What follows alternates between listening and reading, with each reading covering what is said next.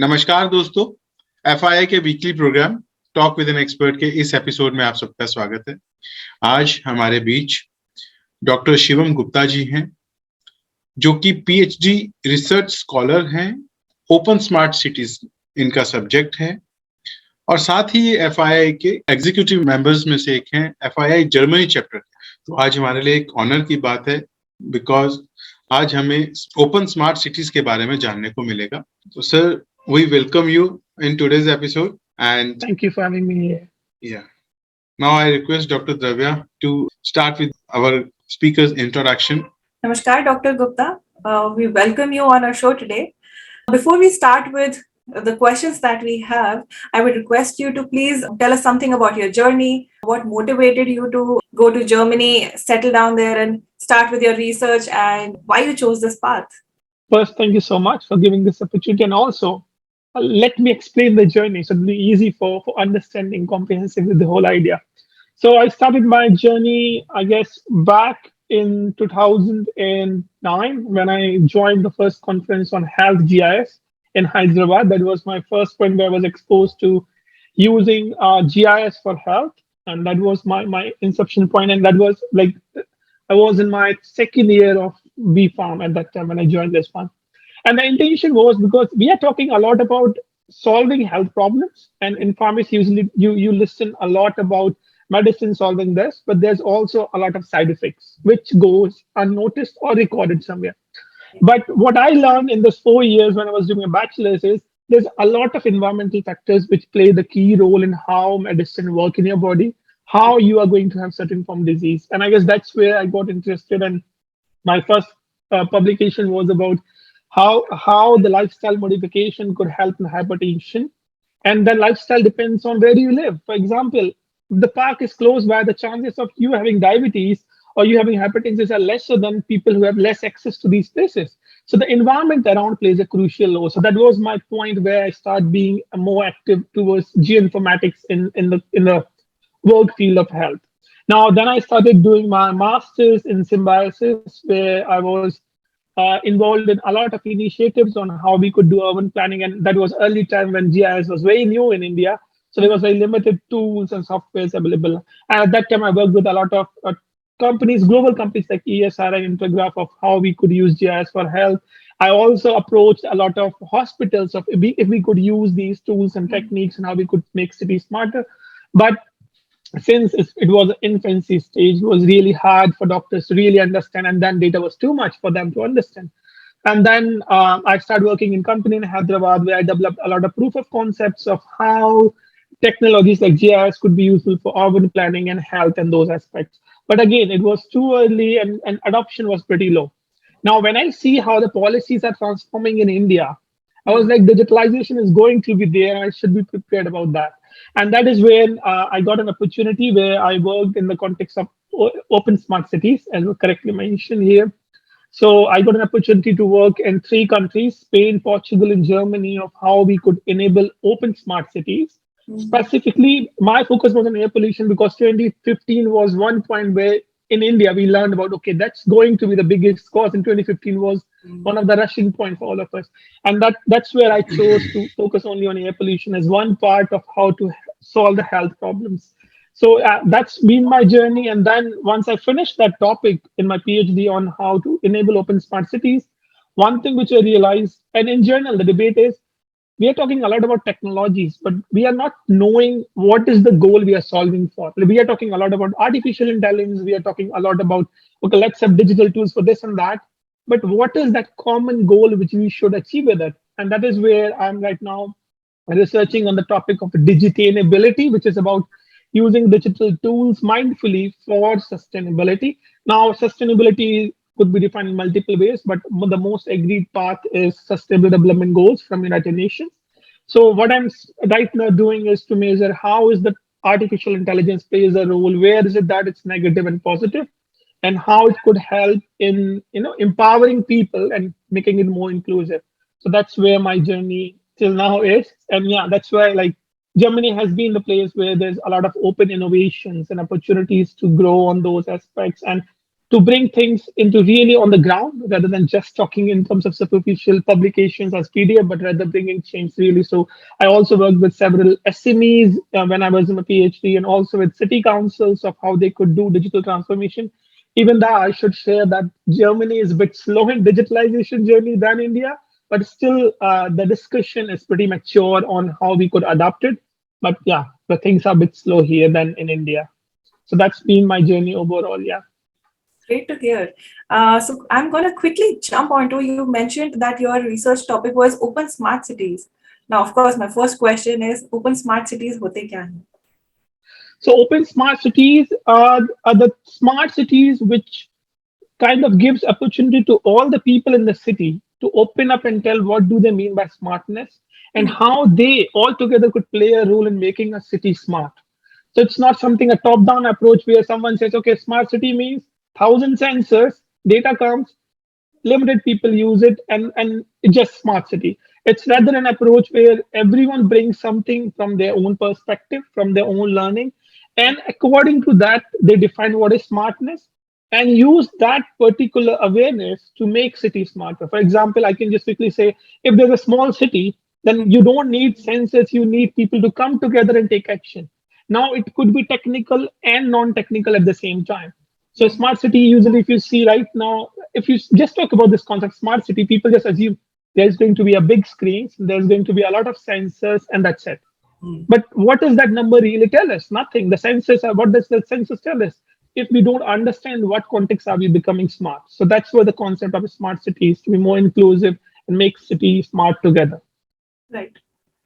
As you said, that it's not just about the big screens and sensors being placed in a city that makes it smart. What do you? I'm going to rephrase.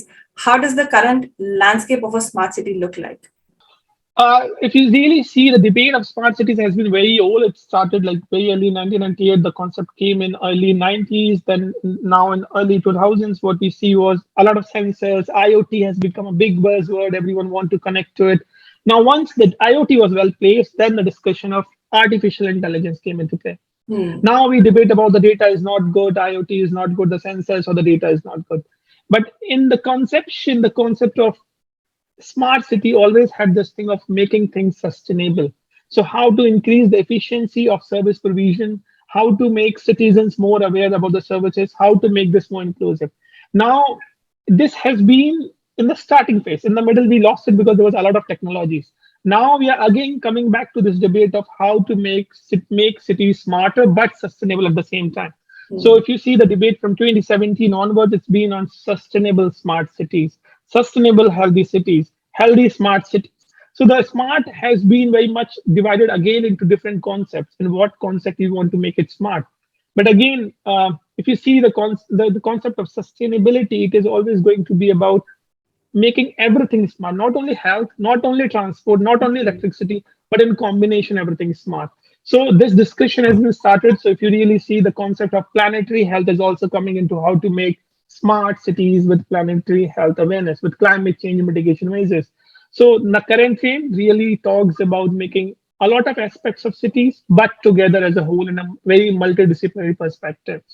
So that's what I can see. For example, if you see Dubai started with a lot of IoT sensors, but now it's moving towards happiness index, Hmm. environmental health index, and those. So that's where we are just now converging towards more multidisciplinary perspective Could in you give making us an cities smart. example of what a sustainable smart city looks like? A sustainable smart city looks like uh, an inclusive approach. So I could say, let's say you have an IoT sensor. I'll stick to air pollution because that's been my focus on. If I put 1,000 sensors in a city and then I say on the screen you see this number, which we if you see in Delhi, it's called air quality index. But even though we see that number, it is not really impacting. So the number is not translating into action, not at all. The Hmm. air pollution has increased significantly. Now, what does sustainable city look like is where we also consider what are the factors. For example, you have an application from the city council that says you could take these services, but there's only for the rich people or the educated people, not for the poor people.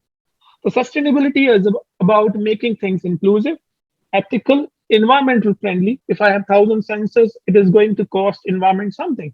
So we take these all consideration as well we also take into consideration that it's not going to create social divide. So if you see the sustainability has three pillars: economy, environment, and and basically these two, like economic environment, is something which is usually not considered well in the discussion on sustainability. Once we start working in a smart city on a sustainability side, we take everything together. For example, if we make a road transport system smarter, we just not focus on technology, but okay, what is the environmental impact, what is the ethical impact, and what is the social impact of these things? Considering all three makes cities smart plus sustainable at the same time, because the acceptance increases. So the sustainability of the tools also increases, and the ambition also increases soon with this. Dr. Gupta, off the record, I would also request you. This is something that's very technical and hard to comprehend basically कि जिसका ये topic नहीं है तो शायद it happens with me all the time when I start speaking a lot of doctor terms, तो of course समझ नहीं आता. तो इसका एक practical example अगर आप देंगे कि for example you picked up road transport system. So in a city which is working towards, which is a sustainable smart open smart city, तो वहाँ का road transport system कैसा दिखेगा? If you could give one example. Okay, so how does the open smart city, or let's say the sustainable smart city, would look like is which is more inclusive? Let's assume one scenario where you have transport system which is addressing a concern about making smart technologies or traffic light when people could move. So that's a technological innovation. Now, what would that impact to the environment? If you also consider that while developing this technology or making this whole street smart, what would that mean to the social context? So not only thinking in the technological direction, but also on the economic, environment, and the social aspects of it. That's where the sustainability belongs, because right now you are technologically innovative, but tomorrow it will require you to also be social. Day after tomorrow, it may also require you to be environmentally aware and also bring your carbon footprint with it. So our sustainable smart city looks like where we kind of balance these all things together. And that's what right now we are calling it in my research, digitalizability concept.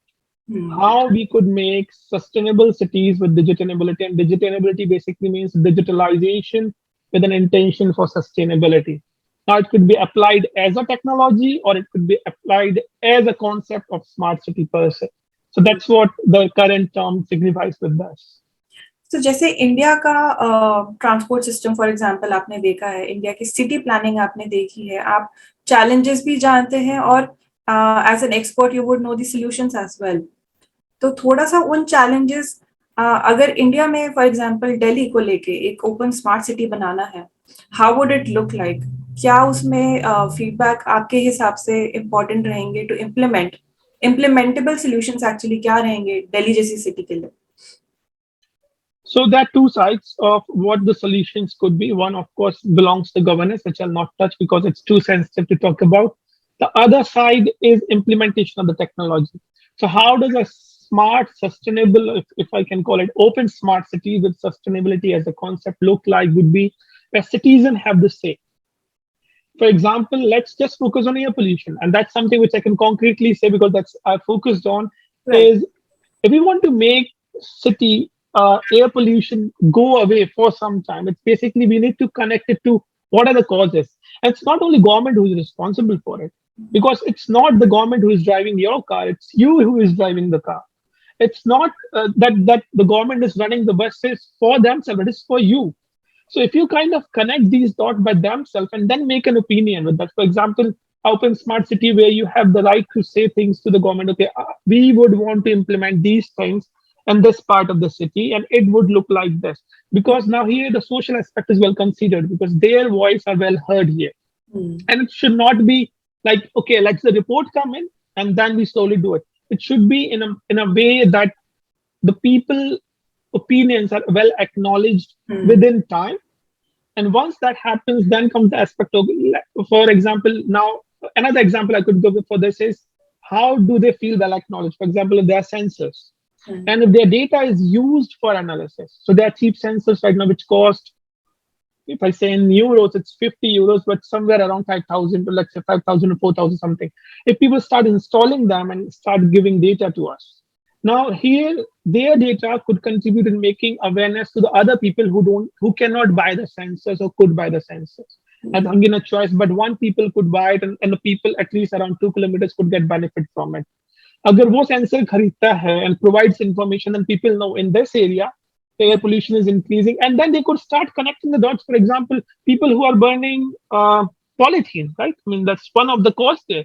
People who are burning the waste in their localities. So they could identify these causes and work with the governance to solve the problem. So now they could say, I want to be smart in the context of sensors first. Then, once the sensor is there, then I want to be smart in the context of creating a social network which could tackle the problems in that area. So, this brings inclusiveness, technology, and social and environmental benefit at the same time, and making it a sustainable, open, smart city where the opinions, data, everything is heard. Now, another side, if you really see with that, is if the data comes from the citizens, and there are companies who could analyze this data, provide the result to the citizens, but also to the governance, that makes an economic benefit out of it, but again in a very inclusive and sustainable manner. So it's not that anyone have to trade off. Everyone gets benefit out of it. One gets information, what provide analysis results, and one helps in governance, what this particular context, particular area of the city will need to tackle this problem. So I guess that's where I believe in the context of Delhi, we need to create this awareness, this data collection process, and let them think themselves rather than just posing, okay, the causes are this particular field. Yes, we know that. But there are also causes beyond it. You driving too much of your vehicle, you having 4 cars traveling every day is the problem. But let them synthesize themselves and think about actions together as a community rather than imposing them, because imposing is not helping till then.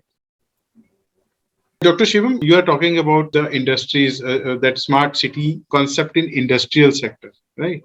So in India, what do you think? How can we educate our SMEs or startups for this smart city concept and its adaptability? In the context of SMEs, I guess what we really need to bring right now is the context of sustainability, because I mean, smart has been there. There's a lot of competition in the smart side. If you really say, I mean, I don't know, I mean, how the overall impression looks like, but the kind of organizations and the startups I'm following in India and the work which I'm following in India, digital has been there for long. But what is that solving? I mean, do we have that clarity yet? We need to look on the sustainable side. We don't have to project right now, okay, let's just make the product out of this, but rather, okay, what this will end up at the long term. For example, smart city, if you just look at the SMEs for smart cities has been used, and all the things what we see in India is more of a project. We need to make it a new normal. Then we need to just go beyond projects. It just cannot be just a pilot projects. We need to just really start seeing it, and it will not need only few technologies. I mean, my impression would be, and maybe it's too superficial because I'm from academic side, I could just imagine that if startups are there to foster young children's, the young brains, to start looking at identifying the local problems and start developing digital tools, digital data based on that, that will help in making India a better AI hub, because the data from local will train in a very diverse manner. So SMEs could focus on making this empowerment at the very local level. And if we have this data, there's a data richness. Let's take one example of natural language processing. If a SME or a startup focuses on gathering this language data just by recording them, we could have technologies which let first people heard, so the people can speak to them if the technology is smart, and that can only be done if we have this local information. So SMEs focusing on these small areas could be a useful contribution after all in the long run. The second example could be air pollution sensors are cheaper right now. Let's create a small networks by few SMEs in different parts, and let them present their data analysis skills or their tool or software skills with them, and let them present on a bigger dashboard. Because I mean, the government of India is open and collaborating. That brings you on the platform with your skills and your competencies, but you also contribute towards a bigger cause of let the social people be heard in this process. Also bringing your expertise, but also supporting governance with that. Now you also learn in this process, and then you see where is that the opportunity arise for you. So that's what I personally feel that SMEs could bring a bigger changes. I mean, by doing small things. I could just quickly summarize this. that it could be the lowest hanging fruit if they start working with the communities at the local level and bring this data and machine learning, but of course in an ethical manner, not just take this data and sell this data, but rather in a more ethical and inclusive manner. Dr. Gupta, for example, there is a steel manufacturing plant. Yeah. Just an example. How would that plant, would make use of this new technology or this new concept of sustainable smart city? I'm glad that you asked this question because that's exactly what is also I'm hearing in Germany, that small companies are not able to use the benefit of digitalization. But what they really need to see is the investment right now can be fruitful for moving things on a digital platform. For example, during the corona, there was a lot of issue. People like those who were really manual in process and not digital, they could not survive more because people cannot work from home. There was less of automation, so they need to compromise. Now, if we move towards digitalization, it helped them first making process efficient, number one. Number two, that helps also to bring more innovation, which could maybe I'm just saying maybe here because sometimes innovation is not the thing they want, they just want business. But this innovation could lead to more customer base. And digitalization, your availability could also make you globalized, which right now may be national or something. So in that context, what I personally feel, if they bring these, and right now bringing these perspective makes you more green. If you're sustainable, you're green, and the requirement from the audience and the general public right now is be green more, and they kind of adhere to this interest of okay, the organization is green now. If you say the steam industry, how they can, I guess in the long term, everyone have to solve the sustainability problem. They need to report about sustainability. How they're going to do it? They don't have data about it. So I'm not sure what perspective. Are they talking about economic sustainability? Then still they have to go through sustainability norms because that's going to be new normal in the coming time. So if they don't prepare now, they need to suffer later. Why to suffer later than start small bits right now? And that's what we are including this concept of digital enablement. Let's start small. One part of it. Let's do a pilot. Let's start working on these things. So what is happening in Germany is a lot of universities and organizations have started creating a knowledge hub. And what that means is small SMEs who cannot afford to do digitalization because they cannot close a system for 2 days because the closed system means loss of money on the other side. They could come to these knowledge hubs, try and doing pilot of what would digitalization mean for these SMEs. If it's a fruitful initiative, they think about it in the longer run, but rather learn about it right now. So in that way, they are aware about digitalization, but they're also aware about their sustainability per se as a company, but sustainability for the environment and for the society as well at the end of the day. So that's how I could see that the sustainability debate with digitalization could support SMEs in the longer run. So, Dr. Gupta, any ideas that you would like to share in context of smart cities? Yes, I guess one idea which I bring from my research, which I'd like to really share, and that's a very big opportunity for any industry to implement is, during my PhD, what we have developed is called an open smart city. And in this open smart city, there's a concept called Open City Toolkit. And this is an open source toolkit which anyone can plug and play for any city. What that brings in is you have a toolkit, you can adjust according to a city, and it's free. So it's basically open source, it's free. So for any small organization or even a small city could adopt and see how they want to be, you know, smarter in what way they want to be. And they could just remove that particular tool out of it from the toolkit and kind of plug and play and see what could be done. Now, what this could bring in is with the projects which is happening in India, having the open smart city toolkit implemented in smaller, bigger village level, it depends how companies want to bring this up. If they bring these initiatives together, maybe we foster digitalization, but we also foster smart city or the smart settlement initiative at a bigger level for the government of India, but also gives opportunity for them to gather at the places where there's no data available or there's no concept of smart city right now driving. So I believe bringing this toolkit first brings innovation. Number two brings data collection process. Number three brings smartness, and number four brings inclusion for the citizens to participate in this. And the one part which I contributed, which I'm very happy about it. Usually, people think about putting sensors in the context of environmental monitoring. Let's say one example. In this toolkit, there are tools which tells you where to place the sensors and why. It tells you what data would you need so that this particular aspect can become smart. So having these tools implemented in small, big places will bring a lot of opportunities for youth, businesses for the SMEs, and also smart city initiatives for the government of India per se. So I guess those ideas which I feel make the whole system smart, citizen inclusiveness makes the sustainability go a long way, but also economic benefits in the long run because right now data is the biggest one, right?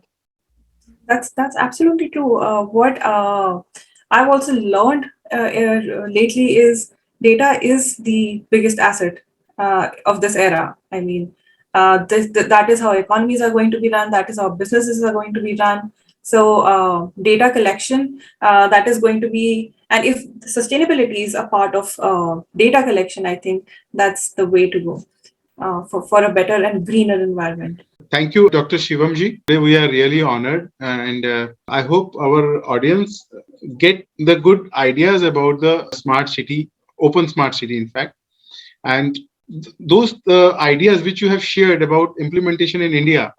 I think our startups are more eager to implement it, and I request all my audience, if they have any query or they want to implement open smart city concept in their industry, so then they can connect with us. Put your question in our comment box. We will definitely connect with you. Thank you for today, Dr. Shivamji. That's all for today. Goodbye. Thanks for having me. Yeah, thank you. So thank you so much for joining us today. Tell us in the comment section how you liked our today's episode. Leave us comments about your questions, thoughts, and feedback. Do catch us live next week on Thursday at 6 p.m. on YouTube and Facebook. For regular updates, stay connected with us and subscribe to our channels. See you next week.